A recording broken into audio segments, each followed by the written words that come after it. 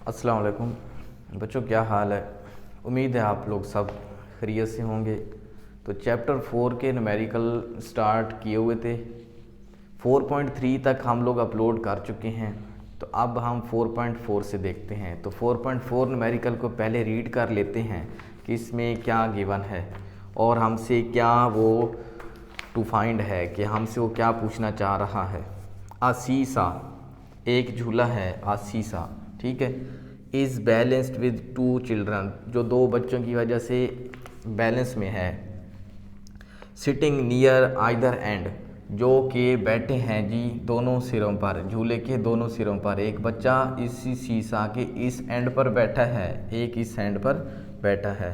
ये जो child A है, वेट इसका वेट जो है 30 kg है। ये जो चाइल्ड ए है इसका weight 30 kg and sits 2 metres away from the pivot, जो इस पाइवोट से 2 मीटर दूरी पर बैठता है। देखिए ये पाइवोट क्या चीज़ होती है, ये फिक्स पॉइंट होता है जिसके इर्द गिर्द ये जो लीवर है ये रोटेट करता है, ठीक है।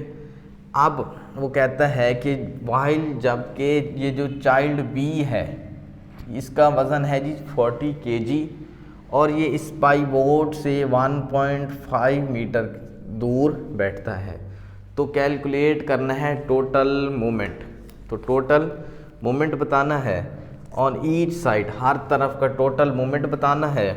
एंड डिटरमाइन इफ़ द सीसा इज़ इन इक्विलिब्रियम, क्या ये जो सीसा है ये तवाज़न में है, तवाज़ुन में होगा, इक्विलिब्रियम में होगा।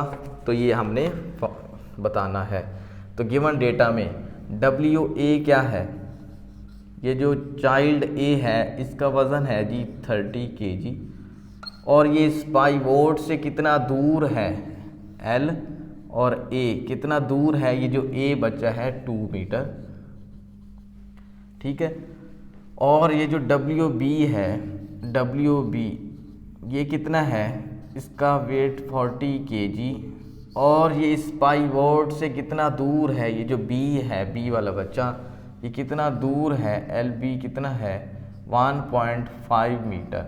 तो फाइंड क्या करना है, फाइंड करना है टोटल मूवमेंट। तो to find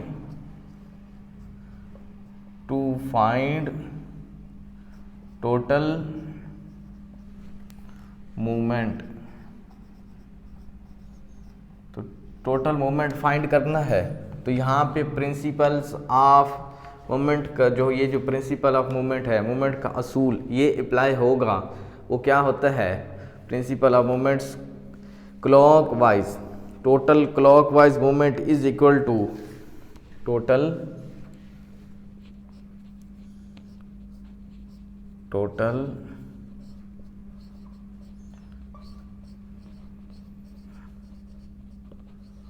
clockwise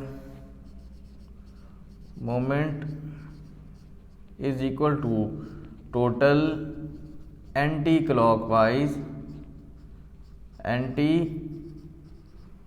clockwise movement. तो टोटल क्लॉकवाइज मूवमेंट क्या है, तो टोटल क्लॉकवाइज देखते हैं जी, W A multiply L A, ठीक है। और टोटल एंटी क्लॉकवाइज मूवमेंट क्या है, W B multiply L B, W B multiply L B. तो डब्ल्यू ए कितना है आपके पास 30 और एल ए कितना है 2, डब्ल्यू बी कितना है 40 और एल बी कितना है 1.5। मल्टीप्लाई करेंगे तो आंसर आएगा 60, इधर से मल्टीप्लाई करेंगे तो आंसर आएगा 60। और मोमेंट का जो यूनिट होता है वो होता है न्यूटन। क्या होता है, न्यूटन। तो देखें दोनों साइड पे मोमेंट क्या आ गया, इक्वल 60 न्यूटन, 60 न्यूटन। तो अब आपने रिज़ल्ट में लिखना है, रिज़ल्ट लिख लें। रिज़ल्ट में आपने लिखना है कि total moments on both side, यहाँ लिख लें result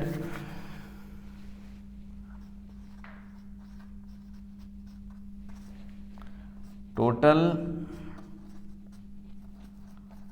movement on both side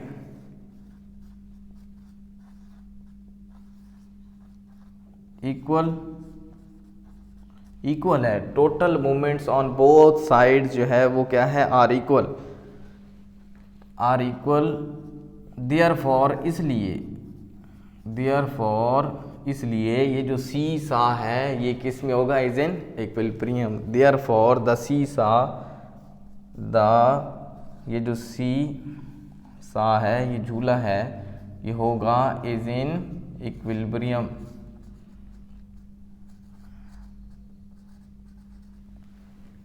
तो देखें इस साइड पे टोटल मोमेंट कितना 60, इस साइड पे टोटल मोमेंट कितना 60, तो यहाँ पे भी 60, यहाँ पे भी 60। जब टोटल मोमेंट दोनों साइड पे इक्वल है तो इसका मतलब है कि ये जो सीसा है ये इज इन इक्विलिब्रियम है।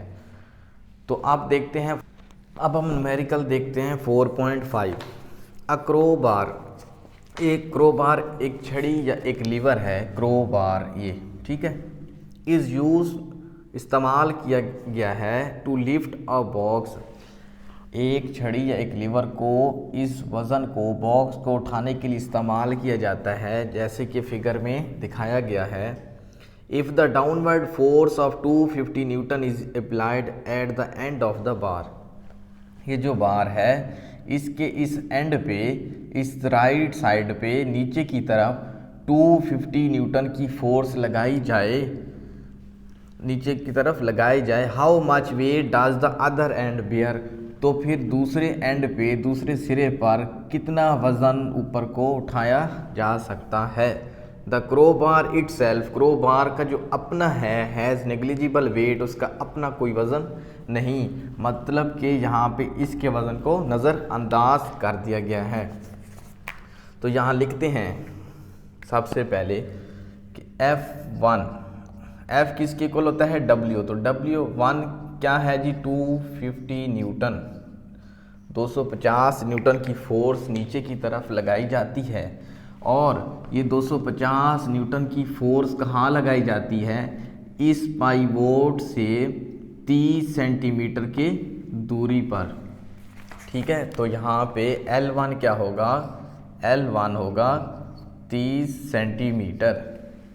अब देखें इसी पाइवोट से, पाइवोट कहते हैं वो फिक्स पॉइंट जिसके इर्द गिर्द ये रोटेट करता है। अब देखें वो फिक्स पॉइंट इस पाइवोट से, इस वज़न, इस बॉक्स का, ये जो ये बॉक्स है ये कितनी दूरी पर है, इस पाइवोट से ये बॉक्स 5 सेंटीमीटर की दूरी पे है। तो L2 कितना होगा, 5 सेंटीमीटर। तो जो W2 है ये फाइंड करना है कि अगर 250 न्यूटन की फोर्स नीचे की तरफ लगाई जाए तो कितना जो है दूसरे एंड पे कितना वज़न ऊपर को उठाया जा सकता है। तो टू फाइंड क्या है जी, W2, F2। तो टू फाइंड F2, F किसके इक्वल, W के, W2 फाइंड करना है। यहाँ पे प्रिंसिपल ऑफ मोमेंट्स यूज़ होगा। Total anti clockwise movement is equal to total clockwise movement. तो यहाँ पे लिखें total anti clockwise movement is equal to total clockwise movement. तो टोटल एंटी क्लॉकवाइज मूवमेंट क्या है, W1 मल्टीप्लाई L1। देखें right side नीचे की तरफ, लेफ्ट साइड ऊपर की तरफ, तो ये होगा एंटी क्लॉकवाइज, और ये लेफ्ट साइड नीचे की तरफ और राइट साइड ऊपर की तरफ, तो ये होगा क्लॉकवाइज मूवमेंट। तो W2 मल्टीप्लाई L2। तो वैल्यू पुट करें, W1 कितना था 250 मल्टीप्लाई L1 कितना था 30 इज इक्वल टू W2 कितना है वो तो फाइंड करना है, और L2 कितना है 5 सेंटीमीटर। मीटर। देखें W2 फाइंड करना है तो ये 5 मल्टीप्लाई हो रहा है तो यहाँ पे आके 5 क्या हो जाएगा, डिवाइड हो जाएगा। तो यहाँ पे 5 आके क्या हो जाएगा, डिवाइड। तो 5 1 दा 5, 5 6 दा 30।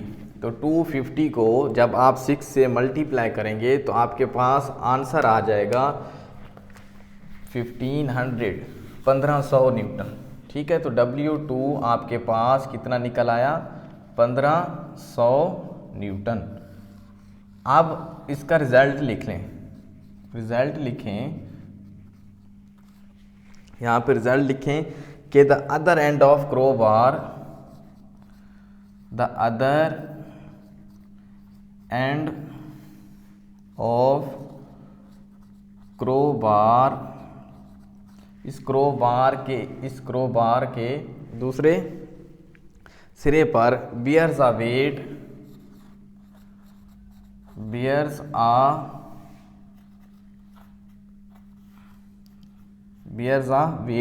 कितना वजन बियर्स उठाया जाता है, of 1500 Newton, weight of 1500 Newton. ये आपका रिजल्ट होगा कि यहाँ पे 250 न्यूटन की फोर्स नीचे की तरफ लगाई जाए 30 सेंटीमीटर की दूरी के फासले पर, और ये जो पाइवोट से 5 सेंटीमीटर की दूरी पर ये जो वज़न है, ठीक है, इसको उठाना है तो कितना वज़न ऊपर को उठाया जा सकता है, 1500 न्यूटन। ठीक है, तो ये है W2। अब हम देखते हैं 4.6 numerical. A 30 centimetre long spanner, एक 30 सेंटीमीटर का लंबा स्पैनर है, रेंच है, to open the nut of a car, car का नट खोलने के लिए इस्तेमाल किया जाता है 30 सेंटीमीटर लॉन्ग स्पैनर। ठीक है, इफ़ द टार्क रिक्वायर्ड, अगर हमें टार्क चाहिए for it is 150 newton metre, तो टार्क 150 न्यूटन मीटर रिक्वायर हो चाहिए, तो how much force should be applied, तो कितनी फोर्स लगाना होगी, फोर्स फाइंड करनी है, ऑन द स्पैनर पे, as shown in the figure given below, ये जैसे कि दिखाया गया है। तो सबसे पहले गिवन डेटा में हम क्या लिखेंगे कि हमारे पास क्या है जी, 30 सेंटीमीटर लॉन्ग स्पैनर है जी, L कितना है जी, 30 सेंटीमीटर।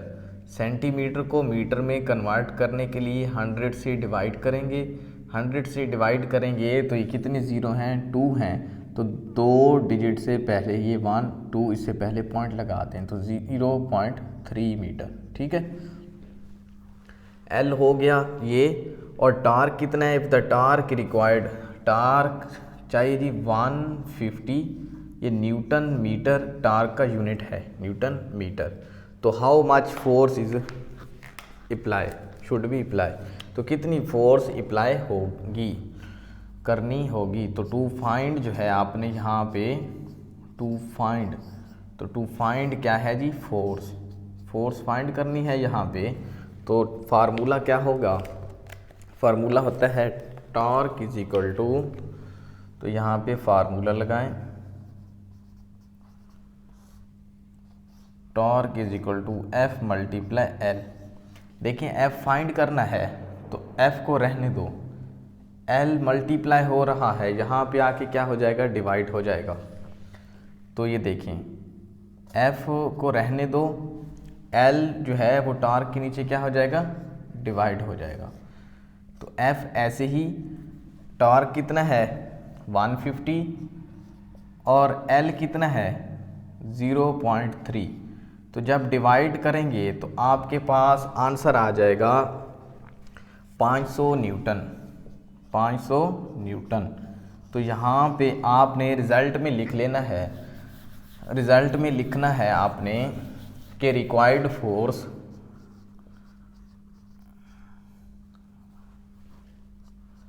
Required force 500 Newton. ठीक है, मतलब कि 500 न्यूटन की फोर्स अप्लाई करेंगे तो तब टार्क 150 न्यूटन मीटर जो है वो होगा। ठीक है, 150 न्यूटन मीटर टार्क के लिए 500 न्यूटन फोर्स रिक्वायर्ड होगी। तो उम्मीद है आप लोगों को आज की वीडियो पसंद आई होगी। अगर हमारी वीडियो पसंद आई है तो लाइक ज़रूर करें और हमारा चैनल सब्सक्राइब भी करें। ओके, अल्लाह हाफ़िज़।